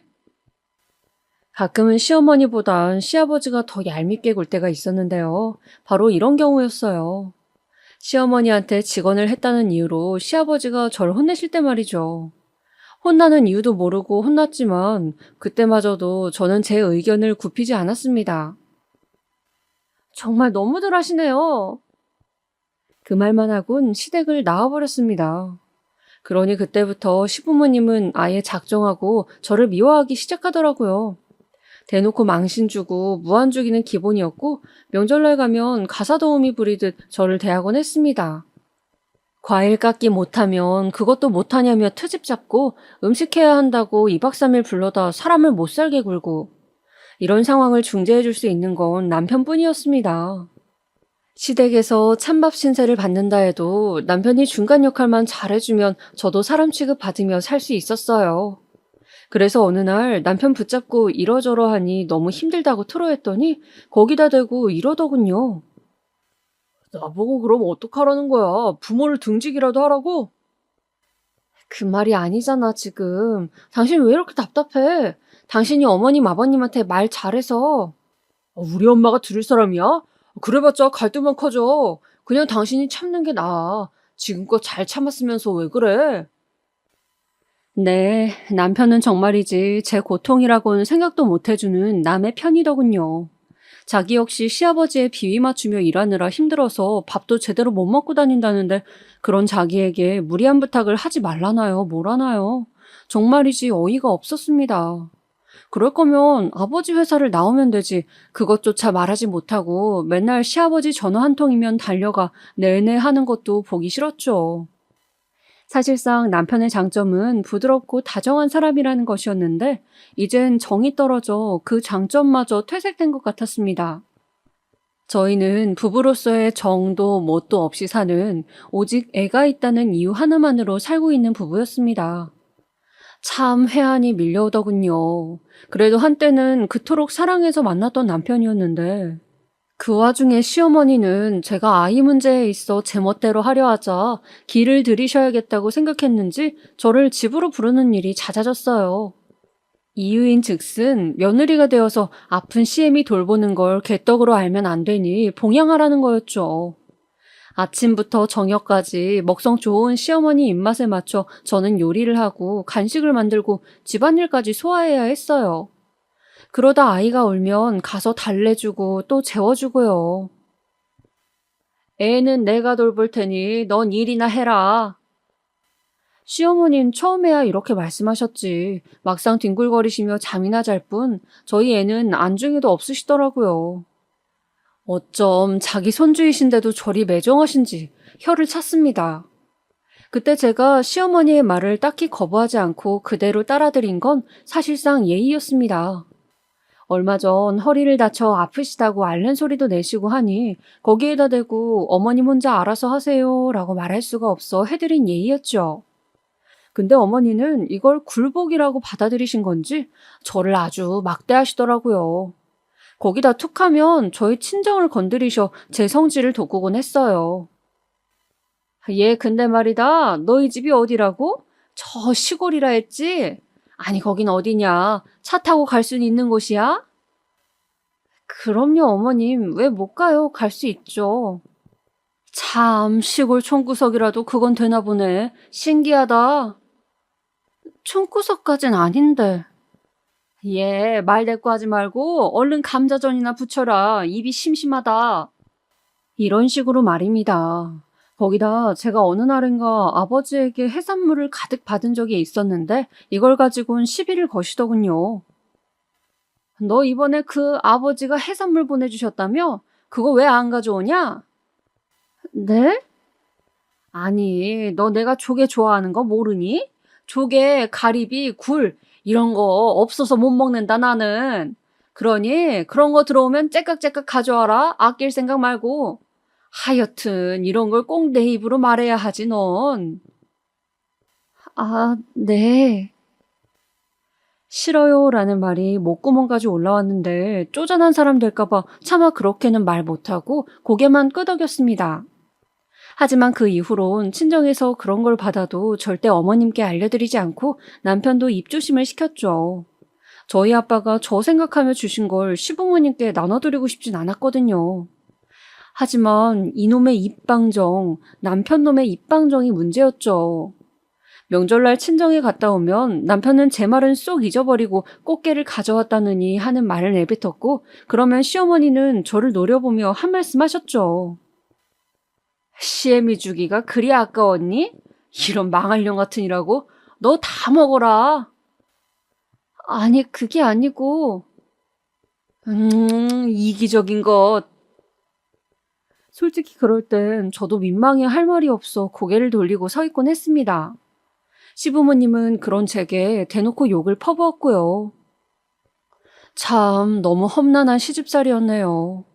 시어머니 등살에 구박에 남편의 무관심에 서러움이 한가득인 세월이었습니다. 그런데 그리 살던 어느 날 친정 아버지에게서 연락이 왔어요. 아빠 무슨 일이에요? 아니 다른 게 아니고 딸 얼굴 볼 겸 서울 올라갈까 하는데. 정말? 그럼 나야 좋지. 아빠 언제 와요? 이번 주말이 좋을 것 같아. 그렇게 아버지께선 서울에 올라오셨고 저는 오랜만에 아빠와 화기애애한 시간을 보냈어요. 그야말로 저에게는 참 휴식 같은 시간이었습니다. 이곳저곳 다니며 즐거운 시간을 보냈죠. 근데 가족의 눈은 못 속이는 건지 저에게 많이 야위었다며 시댁에서 고생하고 있냐 묻더라고요. 아니에요. 고생은 무슨. 아, 그런 게 아니면 왜 이렇게 홀쭉해? 뭐든 잘 먹는 애가 밥도 잘 먹지 않고. 아빠의 걱정스런 말이 제 코끝을 순간 시큰하게 만들었습니다. 그리고 그 자리에서 통곡하듯 울고 싶은 마음을 겨우겨우 꾹 눌러 참았습니다. 하지만 아빠는 그 자리에선 아무 말 없으시더니 무언가 눈치채셨나 보더군요. 돌아가는 길에 저를 꼭 안아주시며 우리 딸 아빠가 사랑하는 거 알지? 라는 한마디를 하셨어요. 아빠의 사랑한다는 한마디, 그건 제가 그 힘든 세월을 지나올 수 있게 한 동력이나 다름없었습니다. 훗날의 세월 역시 마찬가지고요. 다행히 그 이후 남편도 회사 일에 적응을 하고 출장이 줄어들면서 가정에 붙어있기 시작했어요.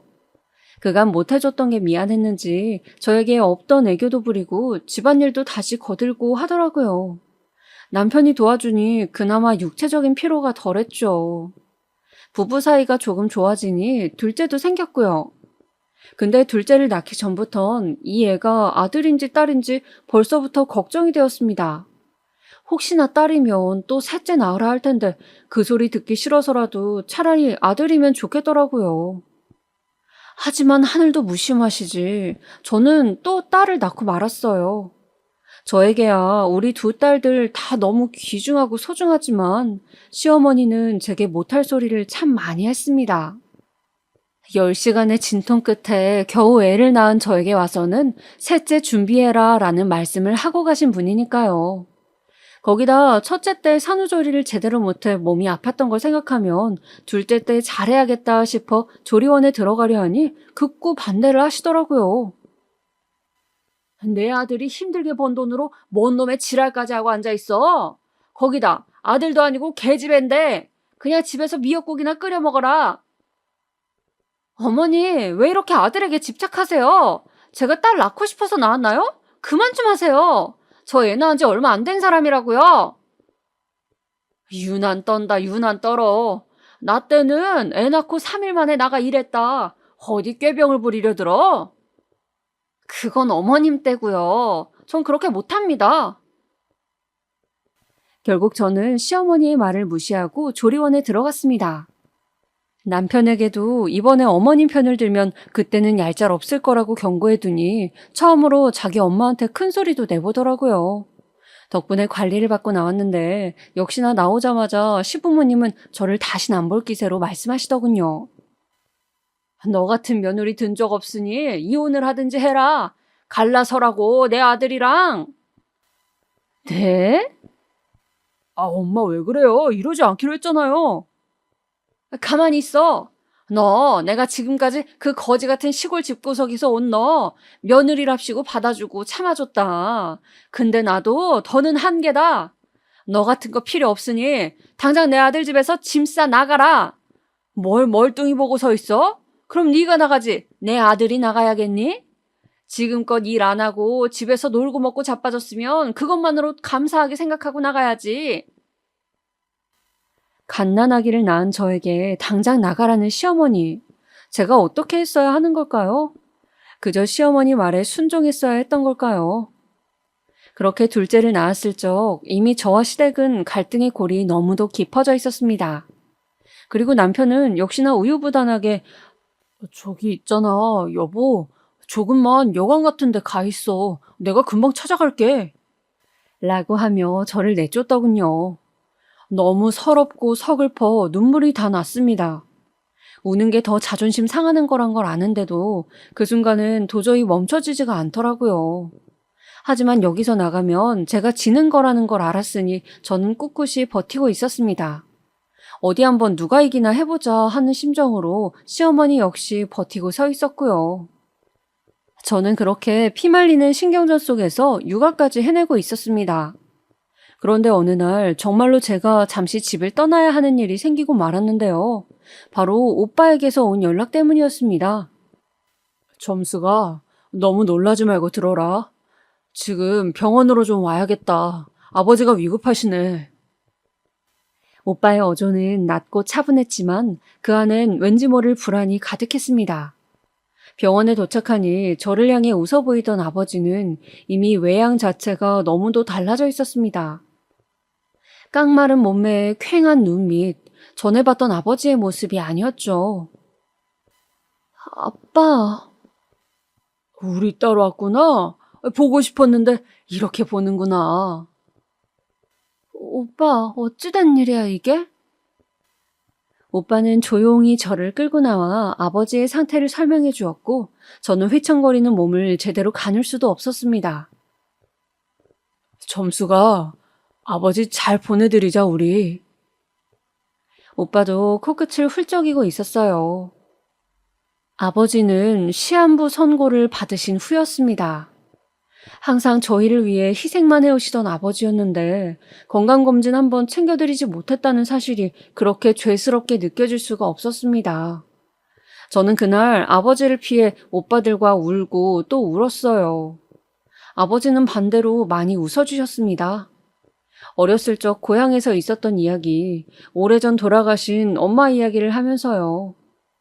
아버지와 이야기가 끝날 쯤 오빠들은 자기들이 있을 테니 저에게 집에 돌아가 있으라고 했습니다.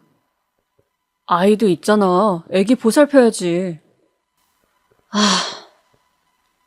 네, 한 사람의 자식이기 이전에 이미 누군가의 부모였던 저는 아이에 대한 책임도 져야 했어요. 그래서 저는 어쩔 수 없이 발걸음을 돌려 아이를 돌보기 위해 올 수밖에 없었죠. 아이를 돌보면서도 아버지 생각뿐이었습니다. 아이에겐 미안했지만 곧 떠날 아버지가 생각나면 하루에도 몇 번씩 눈물을 짓곤 했어요. 근데 시어머니는 제가 이럴 때마다 얘, 너 애 앞에서 그렇게 울면 못 쓴다. 왜 이렇게 우는 거니? 안 좋은 영향이라도 미치면 어떡하려고? 하며 뭐라 하더라고요. 모든 사람은 죽는다, 죽어. 그러니 청승 떨지 말아라. 아마도 이런 말씀을 하고 싶으셨겠죠? 전 듣기 싫어 대꾸조차 하지 않았습니다. 시어머니 또한 제가 이젠 자기 말을 철저히 무시한다는 걸 알았는지 본인 집으로 돌아가시더라고요. 아버지에게는 고비가 여러 번 왔습니다. 오늘 밤을 못 넘길 수도 있다는 것 같다는 말이 들려왔을 땐 새벽에 남편과 함께 애를 업고 찾아가기도 했어요. 하지만 아버지는 너무도 굳건하셨습니다. 아버지, 제발 조금만 더 살아주세요. 힘내주세요. 라는 자식의 요구를 차마 거절할 수 없었는지 생각보다 오래도록 있어주셨어요. 그런데 그러던 어느 날 일이 벌어지고 말았습니다. 그날이 아직도 끔찍하게 생생한데요. 시어머니의 생신날이었습니다. 시어머니는 자기 생일이라고 오전부터 무척 들떠 있었습니다. 반면 저는 아버지 걱정과 육아에 지쳐 다소 기운 없이 요리를 하고 있었죠. 그런 제게 누가 보면 내 생일상 아니고 제사상인 줄 알겠다. 얼굴 좀 피고 요리하지 그러니? 하며 통을 주시는 시어머니.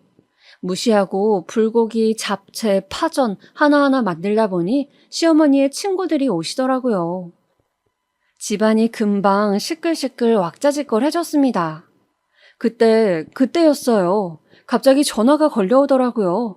오빠였어요.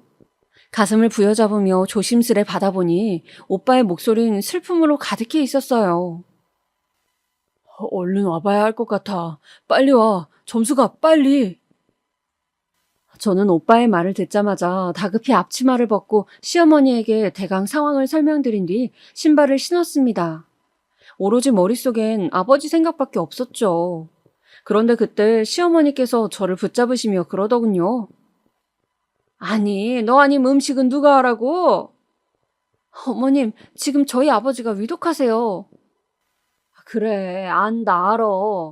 근데 아니, 솔직히 말해서 고비가 뭐 한두 번이었니? 저번에도 고비라 했다가 가번이 아니었다며. 아닐 거다. 그러니 안심하고 얼른 내 요리나 마저 해주렴. 정 가고 싶거든. 요리 다 하고 가라. 어머니 지금 장난치세요? 어머니가 하시면 되잖아요. 너야말로 지금 뭐 하는 짓거리야? 내 친구들까지 있는 앞에서. 이게 시어미 생일을 뭘로 보고? 네 아버지만 중하고 시애미는 중하지도 않아? 당장 들어와. 내가 오냐오냐 봐줬더니. 이거 놓으세요. 놓으시라고요 좀.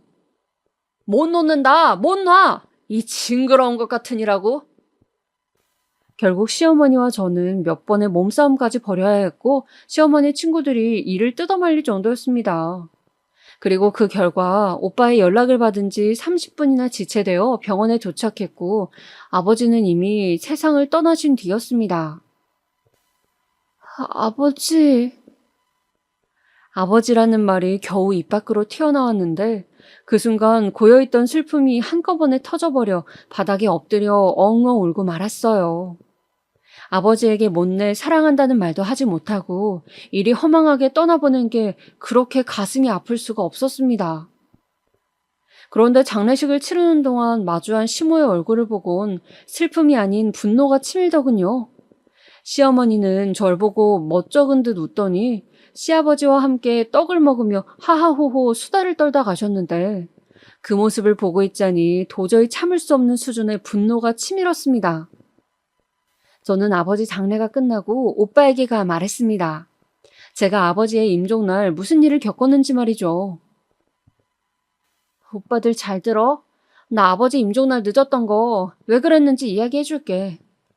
내가 그날 시어머니 생신이라 요리를 하고 있었는데 아버지 위급해서 가야 한다고 하니까 나를 붙잡더라. 나 아니면 요리는 누가 하냐고. 그래서 늦은 거야. 그 여자가 날 못 가게 붙잡느라고. 그게 정말이야? 내가 말한 거 전부 다 사실이야. 나 이대로 못 넘어가겠어. 남편도 징글징글하고 나도 참을 만큼 참았어. 이젠 끝내려고 해. 도와줄 수 있어? 이런 개망나니 같은 집구석? 시댁 주소 불러. 어디야? 오빠들은 제 말에 저보다 더 열이 받은 듯 했습니다. 얼굴이 불그락 푸르락해지더니 당장 시댁 주소 부르라고 하더군요. 오빠들이 무슨 일을 치진 않을까 걱정이 되긴 했지만 일단은 그 길로 시댁으로 쳐들어갔죠. 열쇠가 있어 초인종을 누르지 않고 문을 열었는데 시어머니와 시아버지 둘 다 TV를 크게 틀어놓고 코를 드르렁거리며 잠을 자고 있었습니다. 오빠들은 그 즉시 화장실에 있는 변기물을 바가지로 퍼 그대로 시모와 시부의 얼굴에 쏟아부어 버렸습니다. 뭐 하는 짓이야? 뭐 하는 짓이긴요. 당신이 내 동생이 아버지 마지막 가는 길 보는 거 방해했다면서요. 우리 아버지가 얼마나 찾으셨는지 아세요? 아니 잠시만요. 우리 말로 합시다, 말로. 얘 며느라가야 말려라. 안 말리고 뭐하니? 저는 잠자코 서 있었어요. 어차피 시댁과 끝난 사이 오히려 이렇게 복수라도 하고 끝내줄 수 있으니 너무 다행이었습니다. 바닷가에서 일하는 오빠들의 험악한 인상과 몸을 보고는 시어머니는 계속 몸을 달달 떨었고 시아버지 역시 안쓰러울 만큼 저에게 도움의 눈길을 보내고 있었어요. 오늘이 당신들 제삿날입니다. 아시겠어요?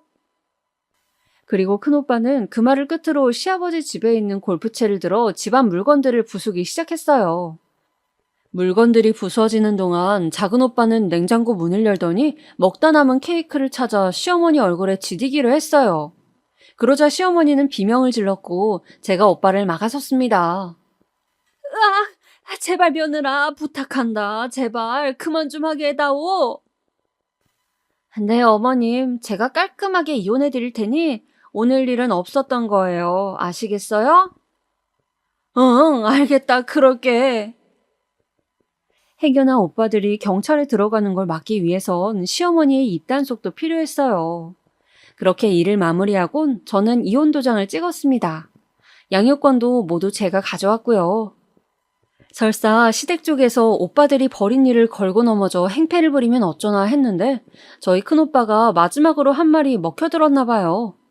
허튼 짓 하면 그땐 애들 풀 거라는 식으로 이야기했는데 시어머니가 단단히 겁을 먹었는지 순순히 양육권도 내어주더라고요. 남편과 이혼한 것에 후회는 없냐고요? 전혀 없습니다. 우유부단함을 넘어서서 자기 아내 하나 지키지 못한 남편을 무슨 남편이라고 이날 이때껏 데리고 살았는지 모르겠더라고요.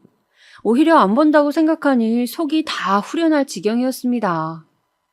그 이후 저는 애 둘 데리고 정말 열심히 후회 없이 살았습니다. 다행히 오빠들 일이 잘 돼서 지원도 많이 받았어요. 사실상 오빠들이 없었더라면 애 키우기 많이 힘들었을 텐데 오빠가 저희 두 딸들 교육비에 생활비에 그 무엇도 부족하지 않게 해주었기에 지금 이렇게 잘 키울 수 있었죠. 지금은 저희 두 딸들도 오빠들을 얼마나 좋아하고 따르는지 모릅니다. 문득 마무리하려니 저희 아버지 마지막 유언이 생각나는데요.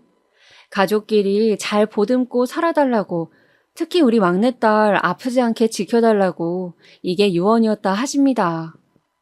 그 유언을 듣지 못하고 보내드린 게 아직도 한입니다. 허나 오빠들이 아버지의 그 약속을 잘 지켰고 저 또한 그랬으니 그걸로 아버지에게 효도한 것이겠죠? 아버지, 하늘에서 제 이야기 듣고 계시나요? 부디 어머니와 만나셔서 행복하게 사시고 계셨으면 합니다. 언젠가 우리 다시 만날 그날을 기다리고 있을게요.